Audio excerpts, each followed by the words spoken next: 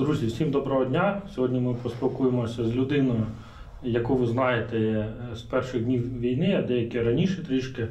У нього свій такий був невеличкий, зараз вже дуже великий YouTube канал, понад 1 мільйон читачів. Зараз, там уже скільки сотні інтерв'ю, мабуть. Скільки зараз? Інтерв'ю десь вже 500, мабуть. 500? Да, десь так вже. А ви родом звідки самі? Я родом з Києва. Ще я жив в славному місті Жмеринка довгий час. Потім знов в Києві. А по професії ви хто? Юрист. Юрист? Да. А як з юриста потрапили в медіа більше? Так я ж займався своїм YouTube-каналом виключно як хобі. Я ходив собі, щось там стрімив, записував якісь блоги, в яких висловлював свої думки. Щось там мені подобалось, не подобалось, я про це записував відео, розповідав. А праця в адвокатському бюро – це якби моя основна робота. Але оскільки вона трішки нудна, знаєте, там багато бумажок, які потрібно там папірців перебирати, я ось там під ЦВК щось там відбувається. Що там відбувається під ЦВК? Ой, там щось комусь не дорахували, перерахували, якісь. Коротше, буде цікаво. Поїхали по стрімам. З Дімоном, з яким я зараз працюю, а Дімон айтішник. Ми і від початку якби разом виїжджали, щось стрімили, там спілкувалися. Я не знаю, в когось хобі рибалка, в когось хобі. Хоча рибалка в мене також хобі, але дивіться, я не завжди їжджу на рибалку для того, щоб піймати дуже багато риби, а просто посидіти і відпочити. Так само і YouTube. Він не обов'язково робиться для того, щоб там зібрати велику популярність і велику кількість глядачів. Так воно буде, то буде. У мене так воно і було. Це найкраще у багатьох людей так виходить. Коли робиш від душі, а не для заробітку, то воно виходить набагато швидше. А як ви взагалі, я бачу ваше відео, я теж ходив знімати різні політичні, соціальні акції, впродовж 3 років на YouTube. І як ви взагалі вийшов, що коли почалась війна, ви попали в такий, м'яко кажучи, в таку сферу інтерв'юєра, якою по факту в Україні ніхто не займається, крім вас. Глобально, якщо брати, і системно. Я глобальніше взяв би. В принципі, це, мабуть, за всю історію перший такий проєкт. За всю історію, я кажу, не тільки в Україні або в Росії, а взагалі в світі. Тому що навіть в Америці так не робили, коли була активна фаза війни. І американцям, можливо, було не потрібно, я не знаю там всіх тонкощів, а тут історія наступна. У мене є підписники також із Росії, і також є з окупованих територій. І перші дні війни відбувається наступ. Є жертви з російської сторони, їх досить багато. Є втрати, є розбита техніка. Я це починаю публікувати. Знаєте, без задньої думки, ось так. Що вони мені починають писати? Вони починають писати, це фейк, це ваше все там монтаж, це там якісь актори і так далі. До мене тут доходить. Там до них взагалі ніхто не доносить ніякої інформації. Це для них, в принципі, абсолютно для їхньої історії абсолютно нормально. У них же ж потерь не було, скільки перших там 1,5 місяці фактично не було потерь. А у мене ось цей Дмитро, який зі мною працює, якраз по своїй лінії розвивав чат-бот для іще своїх. Це куди могли росіяни звертатися, родичі, яких поїхали в Україну, і вони не знають, що з ними сталося. Да? І вони туди почали звертатися вже на перший день війни, фактично. Перший, другий, третій день, там уже достатньо. Це теж була сама ініціатива? Це була загальна ініціатива. І ще своїх там, це взагалі проєкт Міністерства внутрішніх справ України. Якби офіційний проєкт, просто, так, для офіційних проєктів також іноді допомагають неофіційні якісь люди. Розумієте, якщо чесно, він спеціаліст, адмін такого рівня, що до нього багато хто звертається, і він багато веде проєктів. І Тут також до нього звернулися, і я починаю просто виходити в ефір і телефонувати цим всім родичам, які залишили свої контакти. З запитанням, а як ви до цього ставитесь, а що він тут взагалі робив, а чого він сюди поїхав. І от у нас відбувається таке живе спілкування, і на моєму каналі, де там було 500-3000 переглядів, да, там на цих відео, в ефірі в одному лише тримається 20-30 тисяч глядачів одночасно. То так, я бачу, там дуже багато людей. Так, це я ще занизив. Більше навіть було. І підписки валять одночасно, і запитання валять одночасно. І я бачу, наскільки це живий інтерес викликає, і наскільки це важлива медійна історія. І не тільки я розумію. Багато хто дивиться і багато хто каже, що так, це в принципі єдиний варіант до них щось туди донести, просто напряму з ними там спілкуватися. І я проводив, там небагато було тих ефірів, 5 чи 6, і я почав... в принципі, стукати у всі двері і просити дати мені зняти трупів тоді російських. Тому що я знав, що їх вже дуже багато, і Верещук тоді вже заявила про те, що їх там 5 з лишнім тисяч. Але мені ніхто не давав, тому що у нас бюрократія, там, коротше кажучи, не давали. І одночасно я також почав говорити про те, що давайте спілкуватися з полоненими, тому що те, що зараз записують наші бійці, це в принципі не призведе до того ефекту, який потрібен, тому що зрозуміло, що це бойові дії, зрозуміло, що це їх беруть в полон, в якому вони стані, там по 3 слова, і всі будуть думати, що... і військовий не може дозволити собі зайвих слів на камеру, тому що... І багато він з ним не поговорить. Я кажу, ні, це зрозуміло, але давайте робити повноцінні спілкування з ними, щоб вони розповідали свою історію. А ви до кого звернулися? Я ж не можу казати. Ні, я маю до офіційних структур. До таких серйозних людей, які так працюють в офіційних структурах, з якими я мав особистий контакт. Я ж не до одного звернувся, я там до багатьох і в різних структурах. В цьому ще питання, тому що як ви змогли пройти цю бюрократичний момент і цей медійний... Це неможливо пояснити абсолютно, тому що це треба просто згадати, що відбувалося в перший тиждень війни. І от я в цей час потрапив до правильної людини з правильним настроєм, з правильною ініціативою, яку правильно подав, який зробив правильний дзвінок потрапив також у правильне. Коротше кажучи, як завжди, в принципі, воно це все збіглося. І після того, як вже потрапив я в перший день, і за перший день зробив 5 інтерв'ю з 4 чи 5, я не пам'ятаю, в перший день я їх зробив. І вже зрозуміло стало, що ми за перший день набили контента фактично на 3 дні вперед. І ми їх почали публікувати по 2-3 відео в день. Отак просто з телефону як записували, так і одразу і викладали. Перше відео ми взагалі загрузили в YouTube одразу з СІЗО. Просто щоб запитань ніяких не було. Ми його опублікували. Другого ми писали, а першого ми заливали в YouTube одночасно. І все. З того часу воно якось пішло, тому що всі зрозуміли, що це реально офігенний інструмент. І не лише просто для того, щоб показувати їх, не лише для того, щоб доносити все туди, на той бік, а і далі, як з'ясувалося, це важливіше ще для питання обміну. Для обміну це взагалі нереальне питання. А таке як це сказати, зараз... Хоча від початку я цього не розумів, що так може бути. А ви коли зрозуміли, що воно дає такий глобальний ефект, тому що ефект взагалі, я, наприклад, як військовий, тому і там мої товариші, які з полону повернулися навіть нещодавно, всі погоджуються, що такі інтерв'ю змушують росіян і їх батьків, змушують давити на Міністерство оборони Росії і міняти наших хлопців, тому що вони бояться ажіотажу, бояться... Так. Коли я це все зрозумів, от я тоді це все і зрозумів. Тому що я ж не уявляв спочатку, що рашистам до такої міри просто наплювати на своїх людей. Я цього не уявляв, бо це для нормальної людини якби не сприймається. А потім ми зрозуміли, що вони їх навіть не заносять в списки полонених, в принципі. Вони їх ігнорують, і якщо ця людина буде втрачена, просто зникне, немає її. Це від цього їм краще. Це найкращий для них, варіант, якщо людина зникла, все, забули. І тому вони їх заносять в списки безвісті пропавших.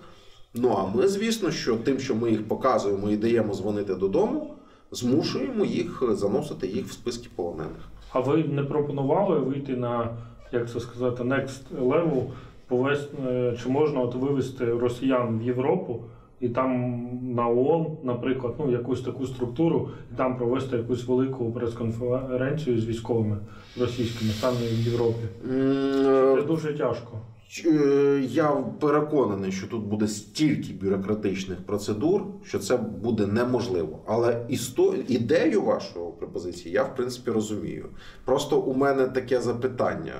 Ми вивозимо людей на територію іншої країни. Вони там в якості кого? Ну так, в цьому і питання. І тут почнеться юридична історія, де ми не можемо їх контролювати, і де інші правоохоронні органи не факт, що візьмуться їх контролювати, і не факт, що потім їх будуть взагалі кудись видавати. Це дуже надзвичайно складна історія. Загалом просто наприклад, я просто думав це дуже давно, тому що коли в 15 чи 16 році спіймали ГРУшників російських, і тоді ж всі багато теж писали, їх треба вивезти в Європу, показати, що тут військові ГРУ воюють в Україні. Тому я думав, те ж саме можуть з цими військовими звичайними. Тому що, я так розумію, що ви попадаються ексклюзивні кадри, деякі військові, тому що яких ви не можете показувати, але вони є в лагерях. Чи як це правильно, в таборах? От справа в тому, що ми показуємо всіх, просто не всіх одразу показуємо. От, наприклад, там деяких вагнерівців ми їх записали ще задовго до того, як з'явилося відоме відео з Пригожиним з колонії. Ми їх записали задовго до цього. А показали лише зараз. Ну, на те є певні причини. Але так, щоб ми когось записували ексклюзивно і не показувати, такого немає. А зараз вас якось цензурують, в правоохоронні органи, спецслужби, а то ваше інтерв'ю за 8 місяців війни взагалі не змінилося у форматі майже ніяк. Не цензурують. Взагалі ніхто. І ви не входите в ніякі структури, Ні, як були, так і були, так? Да? Ні, як вам сказати, дивлячись які відео. От мене взяли на обмін, коли дозволили показати обмін. Я сам дав своє відео і попросив там переслати людям, щоб передивилися, чи нічого зайвого я там не зняв. Яйца у всех на месте? На месте. Никому ничего не отрезали? Нет, и не запенили тоже. И не запенили. Не запенили, да? Как мы могли? Ну ладно, поехали. Давайте по порядку. Фамилия, имя, отчество, часть. Це я бачу відео з автобусів. І до автобуса ще було відео, прям як відбувається, як ми їхніх саджаємо в машину, їдемо на обмін на нульову цю точку, там зустрічаються з нашими, потім повертаються. Це перше відео про обмін, я його сам просив процензурувати, тому що там може просто потрапити те, що не потрібно. Ця ініціатива, що ви даєте гроші військовим за полонених. Це невеличка винагорода. А вона формується фонд звідки, з яких? З наших грошей. З Монобанки, з Ютуба, з Патрона, з спонсорських коштів. І багато взагалі, як до вас звертаються? Військові знайшли? 1500 за минулий місяць вже виплатили. $15. 15 тисяч доларів, десь виплатили. А військовий як звертається? Якась форма? Так, у мене ж це відкрито в закріпленому повідомленні в Телеграмі. І там Дмитро журналіст, собачка Дмитро журналіст, це Діма, мій колега, який займається цими виплатами. Мене просто не можна до такого допускати, тому що я упоротий гуманітарій. Я навиплачую, що потім ніхто не буде знати кому і куди, і щось недоплачу, переплачу. Коротше, я не берусь за це. А зараз ситуація доходить до того, що ваш канал «Мільйонник» вже він реально не те, що перегортає деякі моменти. От за рахунок вашого каналу в Росії багато матерів, навіть військових, дивляться вас. Мені навіть писали, я скидав ваш канал постійно, мені писали, коли почалась мобілізація, що мені робити, коли почнеться мобілізація. І у вас є відео, де мобілізований розповідає щось. Я пам'ятаю, я кидав ваш канал, говорю, запам'ятовуйте як інструкцію. А які вам фідбеки приходять стосовно вашої роботи саме з Росії? Вам 100% вам щось пишуть? Ні, по-перше, в Росії просто тупо розкидують по поштовим скринькам листівки з QR-кодом на наш канал і з підписом, що ось дивіться це наш канал. Це роблять абсолютно без моєї якоїсь там, без мого прохання. Це люди в Росії, які просто зрозуміли, що це правда, тупо розпечатують і розкидують по там навіть в чатах. Я викладав в себе в Телеграмі переписка, що як на це реагують інші жильці. Там одні пишуть, що піймати, викликати поліцію, а другі пишуть, що та, в принципі, на чого, подивися, там нормально. Коротше, між ними сварки, і відбуваються і певні суперечки, і певні дискусії. Хтось на грошах пише, як я сам пропонував росіянам, що кажу, я кажу, листівки, це типу, ну, трохи опасно, для вас небезпечно, а просто на грошах собі написав, то десь там розрахувався, ніхто ж не знає, що ти чи не ти, там обережненько в банкомат закинув, там кілька купюр, то й добре. Пишуть на грошах, там YouTube канал Володимир Золкін, дізнайтесь правду, узнайте правду. Ну, в особистих повідомленнях дуже багато там з іменами, з прізвищами, з фотами людей, які не поїхали в Україну завдяки нашим. А погрози якісь? Та ні, погрози це просто погрози. Ну, вони просто є і вони просто постійні. Все. А от зараз, от в чому є така парадоксальна ситуація, от, стосовно вашого останнього відео, до вас, як це сказати, якщо прямо то до вас говорять, є пред'яви стосовно вашого колишнього, вашої хобі, як ви кажете. Ну, я теж таким займався. Делай фото. Прикольно, да? Я потію з батьківщини. Тут одні щурі. Ти продай цю Рошеновську сосу! Мені теж це пред'яви казали, тому що для людей, якщо ти ходиш знімати якусь акцію, то ти 100% проплачений. Так, по-любому. У нас така традиція. Ти приходиш на будь-яку акцію, задати будь-яке питання, ти вже по-любому якийсь проплачений. І що саме головне, що звинувачувати тебе буде в цьому чувак, який реально проплачений. Ось такий от парадокс. І ну так, ми ходили, я ж кажу, на різні акції, знімали різні відео, там були у різних політичних партій. Мене зараз звинуватили в тому, що я, наприклад, працював на Шарія, вирізавши скріншот з акції Шарія. Чого не з Порошенка акції ви вирізали? Я знаю цю Антоніну, я Білогразу. Так, з Антоніною я спілкувався. Головне, що спілкування з Антоніною, там знову ж таки кожен сприйняв, як я зрозумів, вже по-своєму той блог.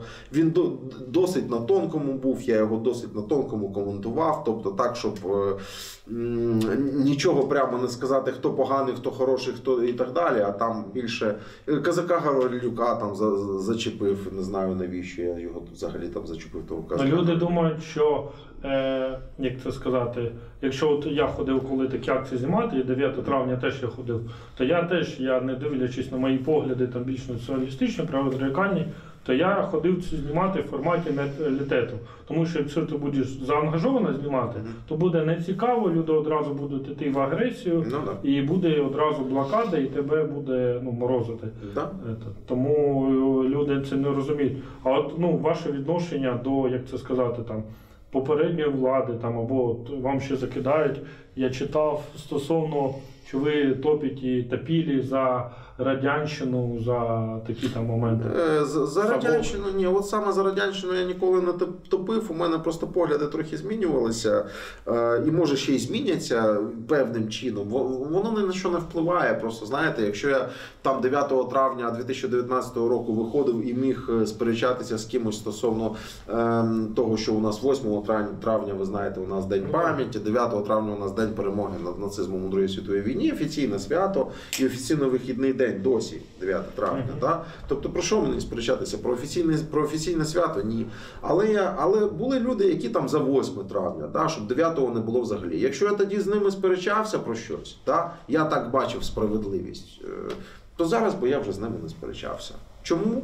Тому що настільки вже просто Росія стала огидною у всіх просто планах, у всіх напрямках, що хочеться просто відгородитися від них максимально, відмежуватися і в історичному плані, і в ментальному, і в будь-якому іншому. Просто щоб нічого не пов'язувало. А як у вас змінилося як ви себе можете описати до 24 лютого і після, ваші погляди?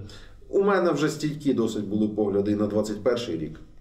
Тому мені нічого нового я не дізнався. Єдине, що я дізнався, остаточно. Тобто я розумів, що Росія, все я вже розумів на той час і стосовно Криму, і стосовно Донбасу, все, що як відбувалося, я зрозумів. Я просто не розумів, наскільки це мразота. Вас не питали, чий Крим? Мене питали, чий Крим, ще також в 19-му році я не відповідав. Ну, просто я нічого не роблю під примусом. І я вважаю, що спитати рашиста, чий Крим, це нормально, щоб просто встановити його, як він відповість, щоб розуміти, як далі з ним спілкуватися. Питати українця такі речі, я не думаю, що це правильно, тому що для нас, для всіх Крим – це анексована Росією територія. Просто це більш чий Крим почали після Усика Форси, тому що він сказав Крим кримчан. Крым чей? Крым Божий, я уже об этом говорил. Крым тех людей, которые там живут, которые любят Крым, которые родились там. І так далі, тому подібне. І у блогерів почали питати, і у всіх. А от зараз ми бачимо, що там, ну як це сказати, ви от зняли відео на 20 хвилин про ваші зашквари, так, умовно кажучи, ви сказали, да? Де вас там споглядає, типу відомий блогер, якийсь там вдома сидить і розповідає, що він там щось робить. Як, ну реально, от, мені цікаво просто самому, як можна звинувачувати українського журналіста, який в офіційній в українській установі з офіційними представниками, ну ви ж там не самі, там поліція, 100% люди за вами стежать відповідні. Навколо нас під час інтерв'ю? Ні. Ні, ну мається на увазі.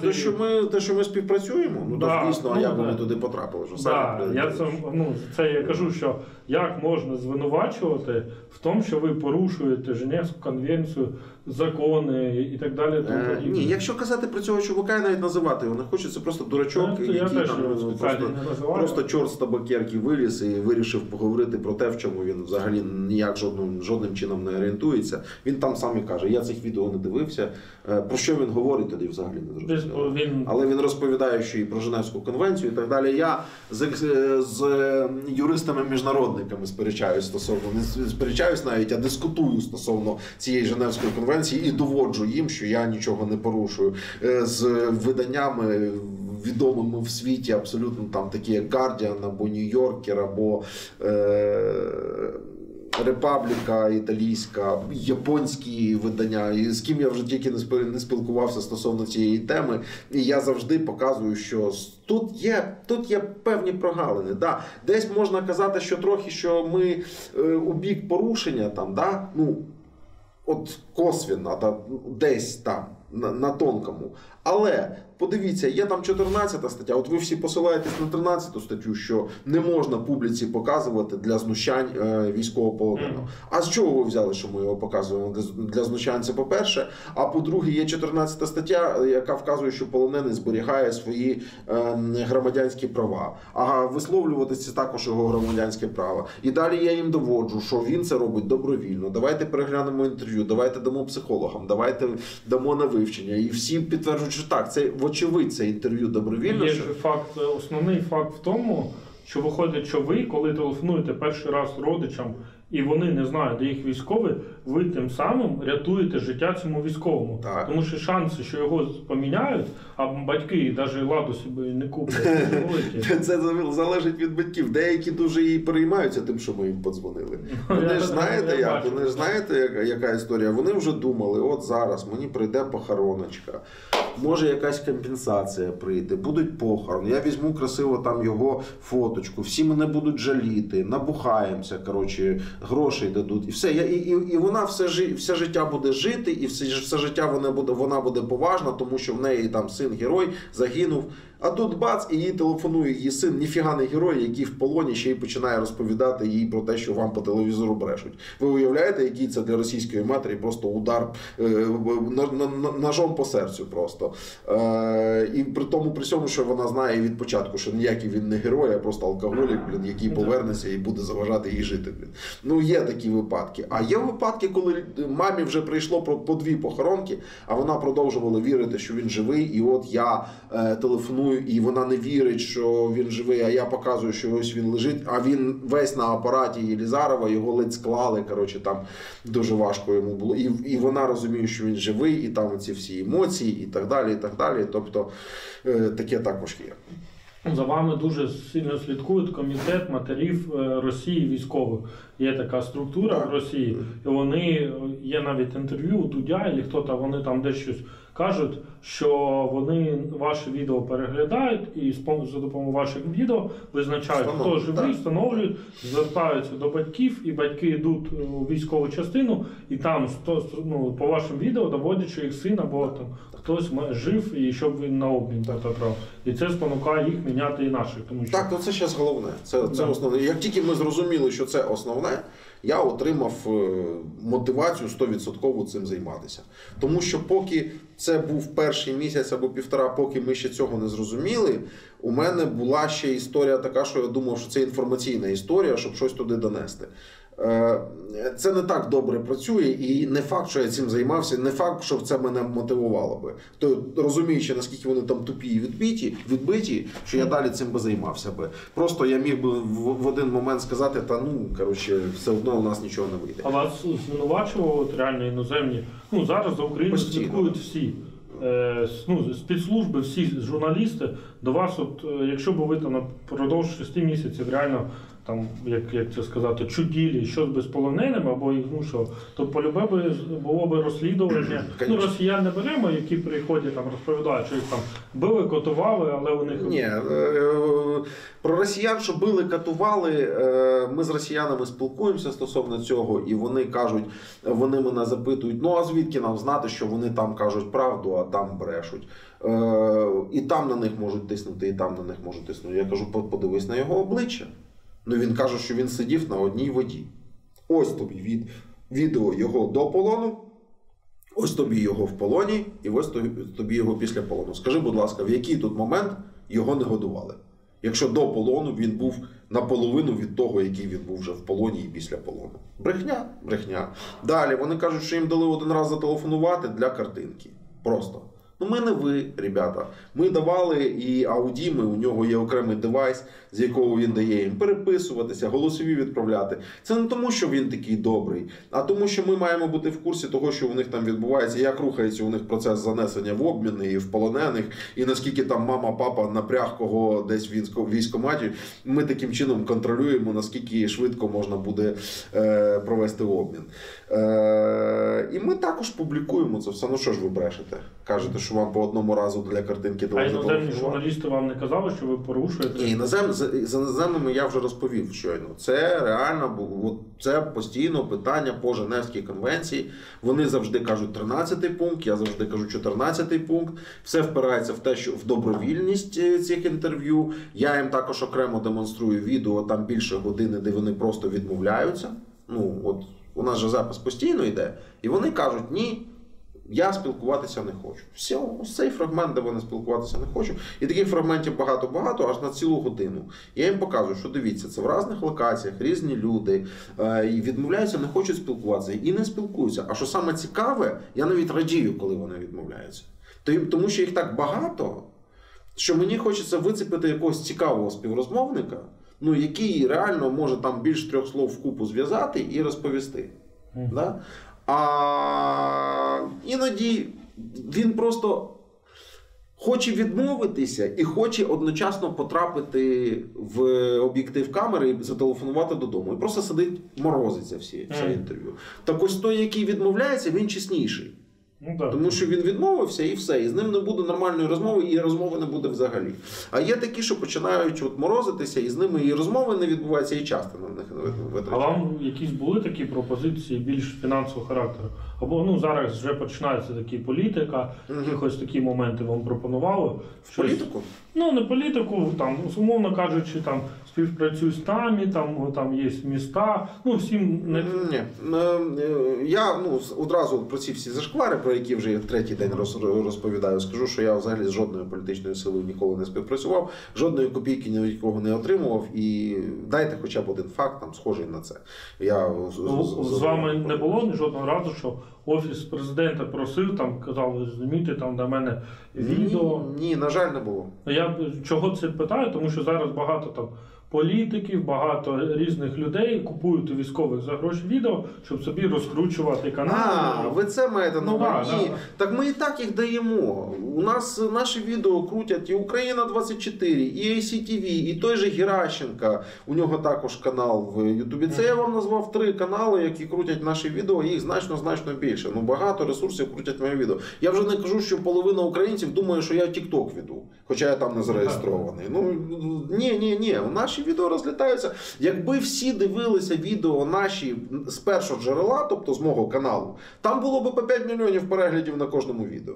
А так вони просто розходяться і дивляться. Але ж ми робимо це ж і для інформаційного цьому розповсюдження. Видно, що ви не займаєтесь саме, як це є таке модне слово, монетизація, так, яка зараз... Монетизація у нас є. Ні, є, але ви не це... Як це сказати? Не заради монетизації? Не заради. Це все від початку. Могли рекламку вставляти, там, пасту купи, продай, там, або машинку продай, купи. Якщо не буде вистачати на орків, то будемо робити рекламу. Поки що вистачає. Рекламу військового магазину. Так, поки що вистачає. А пропонували, до речі, рекламу, інтеграцію якусь робити? Я не знаю, чи можна таке казати, Я в інтерв'ю один раз сказав... чувак полонений розповідає про те, що він взяв кредит, і на цей кредит взяв ще один кредит, і так далі. В общем, заліз в ці кредити. А у нас же, пам'ятаєте, була реклама «Це Тарас, йому нормас». І я сижу, кажу, Діми, це Тарас, йому нормас. Мені потім звідти, ви згадали нас, давайте... Що я не пам'ятаю. Просто сказали, що дякую, що от нас згадали. Знаєте, таке. І зараз згадали форму Зеленського, футболку Зеленського згадали. Оце UA-сайт, да? І ми пояснювали Орку, що це не Dark Side, що це UA-сайт, дебіл, прочитай, А нас і зателефонували з того магазину, Мілітаріст, здається, да? Чи МТАК. І кажуть, приїдьте, заберіть у нас там по футболці собі, тому що, ми хочемо вам подарувати по футболці. Я на Телеграмі в себе опублікував ще, що є такий магазин, і що ось нам хочуть подарувати по футболці, і що дякую вам. Я так поки що досі до них не приїхав, але я знаю, що футболки в них реально класні, і магазин класний. Тобто це якось не замовно відбувається, а це кілька разів вийшло в результаті якогось там словосполучення. А якісь реально організації міжнародні за вами слідкують? Якісь там Червоний Хрест? Дивіться, у нас немає прямої конфронтації з Червоним Хрестом чи з Amnesty International, але ми знаємо, що у тих є до нас якісь претензії, а у нас є до них претензії. У мене претензія до них проста. Чого ви ніхрена не робите взагалі? Червоний Хрест, так? Що Червоний Хрест, що Amnesty International, що якісь там спілки правозахисні. У мене питання до них просте. Чого ви ніхрена не робите? Чого ви не робите того, що ви задекларували? Або поясніть, яким чином ви допомогли українським полоненим, які знаходяться в полоні в Росії? Питання, скількох ви висвітлили, скільки ви їх показали, як ви їм допомогли і так далі, і так далі. Вони у нас живуть на таборах зі своїми перевірками, розумієш? Вони ходять вже за тими, полоненими російськими, доглядають, щоб, я не знаю, скоро будуть дивитися, чи правильно він зуби почистив. А про наших вони не говорять взагалі нічого. От нічого. Їх не пустили і не пустили. В цьому і дивно, тому що вони, як це сказати, як мої друзі розповідають, навіть які в полоні повернулися, вони взагалі по Червоний Хрест нічого не чули, так багато. Їх просто туди не пускають в російські тюрми і все. Нас не пускають. Так, а на що ви туди треба? Щоб нас контролювати, однобічно, одну сторону контролювати? Ви для цього?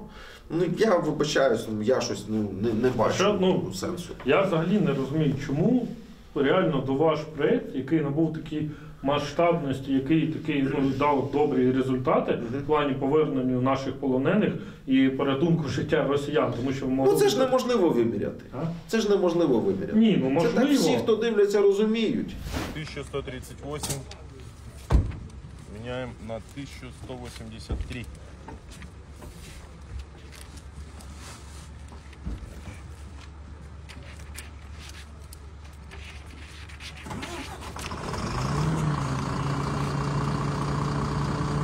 Координационный штаб работает. А поміряти це Ну, реально. військові, я от спілкуюся з військовими, навіть напередку, да, які теж ось багато всі військові дивляться, тому що всі хочуть спіймати російського полоненого, отримати за це щось. Оце Да. респект і уважуха. Головне не ризикуючи своїм життям. Да, і реально дуже багато от, у моїх побратимів прямі прикази брати якомога більше полонених, щоб повернути. І от я тупо не розумію, чому до вас міжнародні інші всі організації не йдуть на співпрацю. Я дивився ваше інтерв'ю, і у вас взагалі немає такого, Тому що ми для всіх десь виходимо за рамки якихось загально прийнятих, ліберальних якихось законів, конвенцій і так далі. Ніхто цього довести прямо не може, але всі бояться цього торкатися, тому що якесь воно мутне. От ніхто цього такого в історії не робив, значить воно якесь мутне. А я всім кажу, що якщо хтось не робив, то це не значить, що це не можна робити. І ми задали шаблон розмови, де ми питаємо завжди делікатно, завжди питаємо згоди. Ну, рашисти ж також роблять з нашими, щось намагаються там робити. Посадили людину, поставили лісточка, читай. Да. Ну, це ж не виглядає так само, цьому ж ніхто не повірить. А щодо всіх цих організацій і так далі, слухайте, ну ми до банків до наших звертаємося. І ще раз звертаюся до наших банків. 15 тисяч ми виплатили бійцям за минулий місяць, десь приблизно, ну може більше, я там може не точну суму видаю, ну хай там 20, ну хай максимум 30. Це не така велика сума для наших банків. Поможіть, давайте розвинемо цю історію, давайте зробимо її більш масштабною, поставимо її на потік, щоб там, наприклад, якийсь український банк допомагав виплачувати бійцям винагороду за полонених, і ми зможемо цю історію зробити ширшою і цікавішою. Ну а ми вас будемо максимально піарити, наскільки можна, як патріотичний це, банк України. До речі, гарна ідея, тому що військові все одно за ці гроші купляють собі амуніцію, купляють додаткові обладнання, яке допомагає їм і піймати це ж більше абсолютно полонених. синергетично працююча історія. І ми нормально звертаємося до українських банків, допоможіть хлопцям виплачувати винагороду. І у нас обмінний фонд поповнюється, у вас гарна карма, у хлопців снаряга і так далі і тому подібне. Все чудово, все для України, все для нас. А що реально спонсори якісь великі до вас зверталися? Ну, мене просто особисто напрягає, що всі хочуть допомагати там гуманітаркою, їжею, але отакі от моменти, як ваші, чомусь всі морозять. Не хочуть. Може політики якісь. Ну нам поки що вистачає того, що скидають люди, справа в тому. Це взагалі дуже дивно, що до вас ніхто не звертається. Ну, нам, я б так сказав, впритик. Воно десь іноді там виходить у нас в мінус, а іноді там в плюс. І нам вистачає. Коротше, люди скидають і допомагають, і все нормально. Слухай, я публічно звертаюсь до банків вже десь 3-й чи 4-й інтерв'ю. Подивимось, може ми просто писали їм, знаєш, в особисті, може там хтось не зрозумів чи не... Державних або приватних? А я не знаю, там Монобанк, Приватбанк. Приватбанк це точно вже державний. Приват, Монобанк, це цей. Для поповнення картки у нас банка Монобанка. І, коротше, обріжете, якщо це не можна. Я не знаю, чи це комерційна таємниця, чи це не комерційна таємниця. Монобанк блокує цю банку і з запитанням типу, чуваки, ви що там, мошенники? Чого? Тому що вони бачать, що на цю банку люди накидали бабла, а потім з цієї банки вони раз, туди, на різні картки. Бійцям повиводили ці гроші. Ми ж спеціально це все фіксуємо, щоб ми змогли казати. І вони питають, а на що, чим ви таким займаєтесь? Діма їм раз скидає відео орків, там, де наші бійці беруть їх в полон і записують ці відео, і там цифри $1000 там, $1,5 там, і так далі. Відписують, питань нема, все нормально, розблокували. Ну так, Так що... Тобі таке останнє таке питання. От буде, ну, зрозуміло, що війна не закінчиться там, як хтось сказав, 2-3 тижні і все закінчиться. Вона ще буде тривати, і білоруси можуть поповнювати. Скоро ваш інтерв'ю буде приходити до вас. Я не сподіваюся, що ні. Да, але все може бути. Як от після війни ви бачите от розвиток вашого там, ви теж будете далі ходити на відео, або ну, з вашими ресурсами можете повноцінно свій канал реалізувати. Ні, ну звісно, що після того, як в людини, ну це ж логічно, після того, як в людини з'являється канал Мільйонник, вона вже не піде працювати аналітиком десь в якесь адвокатське бюро, хоч там і нормальна зарплата і все нормально, але тут у тебе з'являється ресурс для того, щоб ти міг проявити себе, і абсолютно вільна творчість. Да? І звісно, що якщо цей ресурс залишиться, то я буду займатися ним. Але є одне але, його ж може не стати будь-якого дня. Тобто завтра, післязавтра цього каналу бац і не стало. І взагалі заблокували і визнали, що ось це не можна робити і так далі і тому подібне. І знайшли там 1000 підстав для цього і нема канала. І що я вам скажу, що і в моєму житті нічого не зміниться. Як час не змінилося, так і тоді не зміниться. Просто, тобто... Я просто вже бачу, як після війни до вас звертаються там всі, хто зараз типу воює, там політичні партії, всякі політики. Ні, я в політику не піду все одно. Я сказав, на жаль, не звертається до мене Офіс Президента зараз. Я сказав, от, ви мене питали, я казав, на жаль, ви не звернули уваги. Тому що багато можна було поспівпрацювати в плані для країни. Багато для чого можна було б, у мене багато є ще ідей, ініціатив, які можна було б реалізувати, на які потрібна там політична воля для їх реалізації, але звернутися нікуди просто. От. Тому так, якби вони звернулися, то мені було б про щось познайомитися. Таке питання, якщо є зараз політики, там, які ходять на фронті, фотографуються, типу там знімають відео, що вони воюють, і якщо буду до вас звертатися, що вони там полоненого спіймали, ви їм дасте? Політики? Ну, є, наприклад, Добкін, який там активний був. Так він же ж якийсь там, хто він, якийсь служитель церковний. Ну, типа, да. А як він може полонений? Ну, він там заради піару багато що може зробити. Чи я буду йому компенсацію видавати, Добкіну? Ляшком молитву читав, там, багато хто інший.